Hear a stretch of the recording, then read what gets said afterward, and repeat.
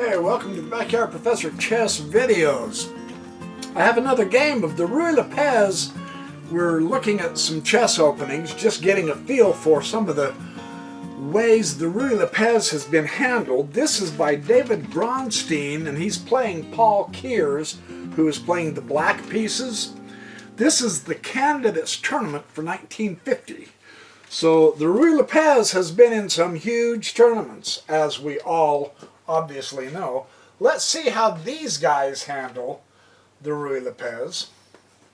They come out with the typical opening. Now usually they say the first 20 moves or so of the Ruy Lopez occur within just 2 minutes because it's such a well-known opening. And it is, there's no question about it. But how different people handle the Ruy Lopez makes for some spectacular chess. So here we see, again, the typical Rook takes the e-file for white. He's bumping, pushing the Rook back, which is also a typical thing to do. And now Kears will castle. Paul Kears was one of the world's strongest chess players at this time, and David Bronstein was no less. David Bronstein was exceedingly good, so this ought to be a bang-up. They're playing typical traditional center Ruy Lopez here. Everything is going according to plan, and they usually do bump the c-pawn. There's a lot of differences, and now Kears brings the bishop out to hit the knight. So this is kind of interesting, and at this point, now in Bobby Fischer's games, in several of his games, especially in his My Memorable 60 games, Fischer says it's important at this point to kick that bishop right now. Kick him. Make him make a decision, because you do not want your pawns beat up on the king side. Well, at least Fischer didn't. Well, this is 1950. Just slightly before Fischer jumped on the scene. He was only 1 year old this year, the year this game was played. But the same principle, the same idea is occurring. And in this instance, Kears, rather than backing up to h5, which we have seen, or coming back into here, took the knight. Rather than exchanging with the pawn and ruining the kingside pawn structure, Bronstein retakes with the queen. Keeps his pawns intact, develops his queen, and now they exchange the center pawns. That makes sense that is the next part of this, and Bronstein does something interesting. Here, rather than retake the pawn on the d square, Bronstein brings his queen back home. Ooh, how interesting. And Kears goes ahead and takes the c-pawn, and once again, rather than retake with the b-pawn here and have an isolated a-pawn, an isolated c-pawn, he took it with the knight. He keeps the two files open, and he keeps these pawns together. It also develops another piece into the game. So that's how Bronstein took care of that particular issue. And now another move is, let's go ahead and kick the bishop, and the bishop will bump down. Usually you want to keep the white squared bishop in the Ruy Lopez. And now Kears puts his rook opposite the white rook on the file. The partial file, I should say. There is a central pawn here. Now Bronstein boosts the center here by pushing his f4 pawn.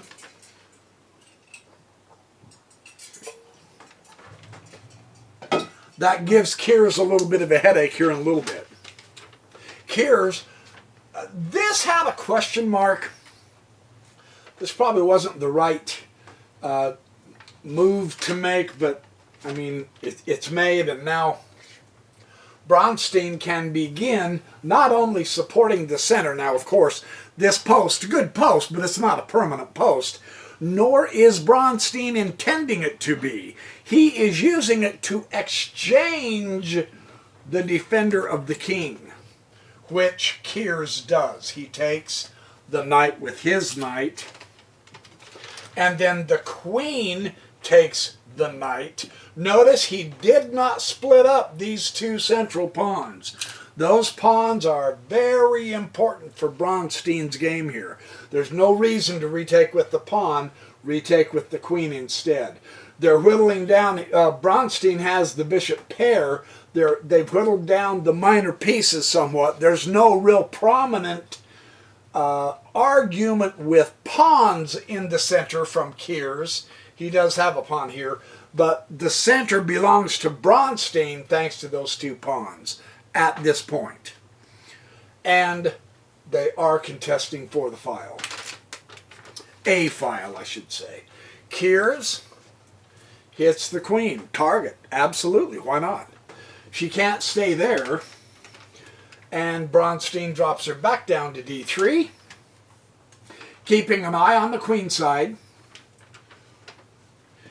g6. Kiers doesn't want... You got to realize he's got a battery of the queen in front of the bishop, yeah, pointing toward the king side.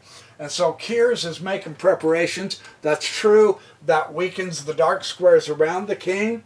He apparently felt like he could take his chances because the battery, as Yusupov says, that can be burdensome if it's played against you. If your opponent has the queen in front of the bishop, sit up and pay attention.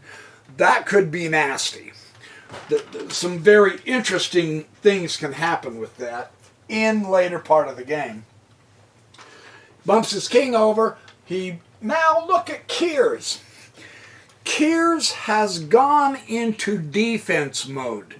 He is beginning to build up the area around his king because his pieces were not coordinated enough for an attack like Bronstein is. Well, Bronstein has the bishop pair, for instance. He also has an easy way to open up those bishops. True, the pawns are in the way right now, but they're mobile. So this is a superb setup for an attack. Kiers is astute enough to recognize that, so he drops his bishop back. He's getting ready to defend. Let's see what happens. Rook f1. Yeah, put a rook behind your pawn and sail it up. Sail the f-pawn up there and start eating away at that king fortress up there. Yeah, that at least looks like what he's preparing to do. And Kiers will make sure his bishop is in the ideal spot guarding the h6 and the f6 squares with the bishop. And Bronstein comes to d2 with the bishop, target on a pawn. Actually, the whole queenside, the way he's done this, thrusting that pawn too far created too many weak squares on the queenside, which gives Bronstein targets which he is beginning to start to eye. He's saying, oh, okay, well, I can beat up that queenside pretty good. At least at this point, it seems to me. And doesn't Kiers know it? And so he obviously does a pawn move, not an attacking move. Notice it's a defending move, but strengthening his position, and I might add, quite nicely. Can you see? It's almost obvious why he pushed that pawn move at this point, but the knight on the rim, you gotta get him out of there. You gotta get him back into the game. He is so far away. The other knight has been swapped. Yeah, and Bronstein has kept his power in the center. And he's added to that with the rook backing up a pawn on a file. So this knight is too far away from the king side. Kears needs to take the time to address that right now, if he can. This is not an improper move. Good. Now, start putting the knight over there and get your rook back up over here. Would be my thinking. And bishop a4. Look at Bronstein go. Target. Absolutely hit the target. This rook has targets. And believe me, those are the two targets, those two pawns, that Kears wants to hit. Fundamentally so. But now he is... yikes. His king's not alone. His king's not in the open in any real terrific danger immediately at this point. But Bronstein pushing that rook, taking away the target, which is his whole position. His whole position, in some respects, really does hover around those two pawns, doesn't it? Kind of interesting how you see that. That's the pivot right there. So it's getting tough for Kears, and of course, Bronstein, this bishop has a fantastic diagonal. There's no reason to let him come and wipe out your queenside.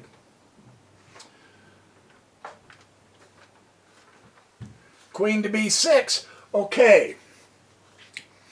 Here's another indication that Kears is aware that Bronstein can have an exquisite kingside attack. Now that he has fortified the king, and actually he really has done a good job of fortifying his king, now he's going to come and counterattack on the queen side. Hopefully Kears' attack will be faster than Bronstein's. That's what Kears is hoping. And now, because, well, he's got the knight here. Now I said, yeah, bring the knight back over here. And see, that's why I'm not a grandmaster yet. Kears, being the magnificent grandmaster that he is, bring support on the queen side. Solidify your queen side. Bring your queen over, your rook into this, and get the queen side. That is every bit as good a strategy as you can want in a game like this. He's coming queenside. So it makes sense that Bronstein says, in that case, I will, let's see, queen b6, f5. Yeah, I will go to hitting the king side right now. And Kears comes up with this. Bishop d4. Good centralization. Nice post. Jumping right at the king. Eyeing that b2 still. Strengthening his position. Potentially finding some combination attacks between three pieces now. The bishop, the nice central bishop, the queen and the knight. So this game is building in pressure. He didn't relieve the pressure. He really doesn't want to lose that g6 pawn anyway. That would not be good. Not with the queen here and the rook. Yeah. If you're going to lose that, don't you take the pawn. Let him take it. Appears to be what Kears is doing. In the meantime, hurry up over here and get something going so that he doesn't have the resources or the time to get to your king. This might be a real good example of a good counterattack that we're seeing here. And, well, yeah, queen g3, here we go. Who gets to the opponent first? We're obviously going for a king side and a queen side, so who is fastest? And here comes Kears. Knight c4, target, target. That's a tough go. How does Bronstein handle that? He does respond to it, to the threat, but not that way. That's way too passive. That is completely wrong. And not that way, that's way too passive. Bronstein, on being attacked, goes on the attack. That's nice. That is a great reaction.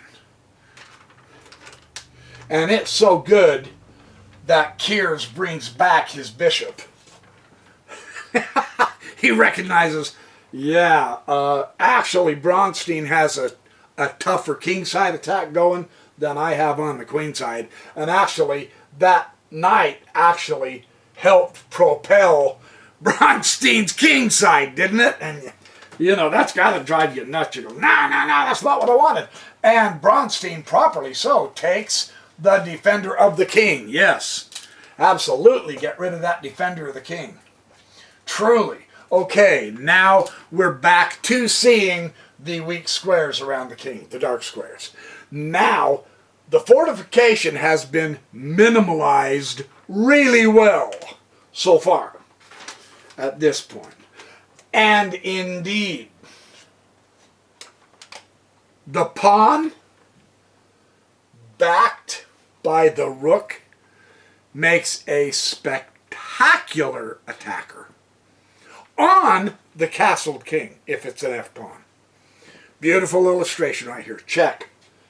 Check. Instead of taking the pawn, bump it and go check. Kiers comes back to h8, and now he's not doing very well.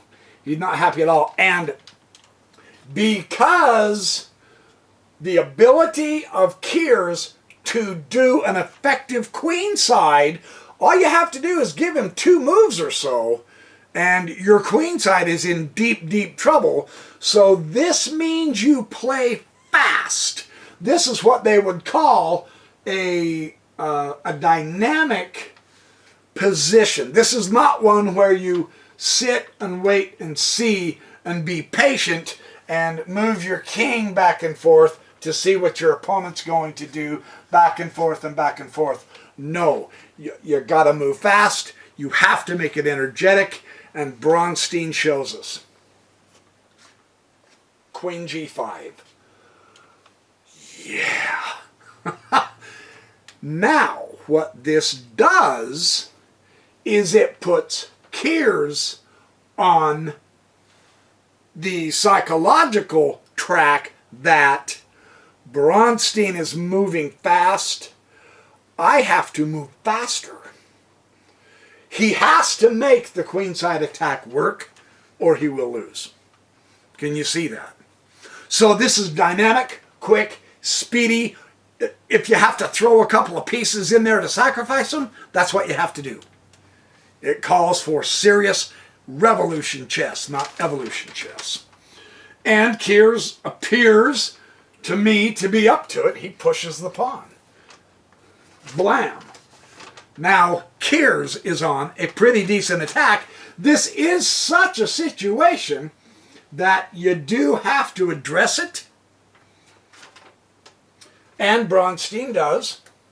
He takes the pawn, and now Kiers comes to b4 with the queen.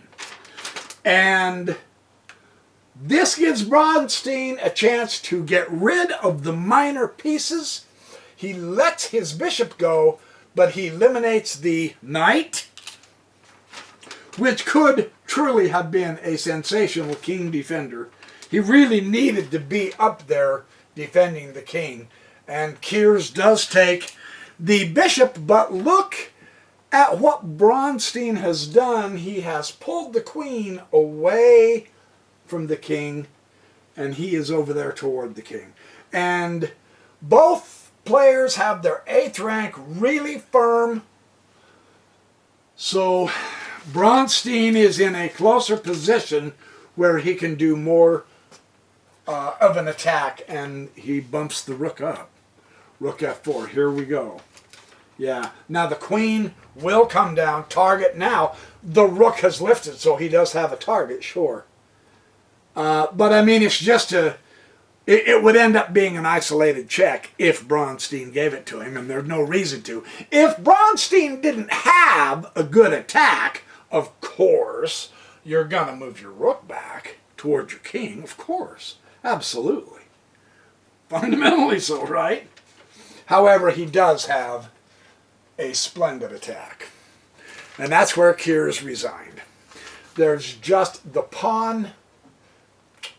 You know, again, the beauty of the central pawn is that it stops Kears from getting his queen back here to defend the king.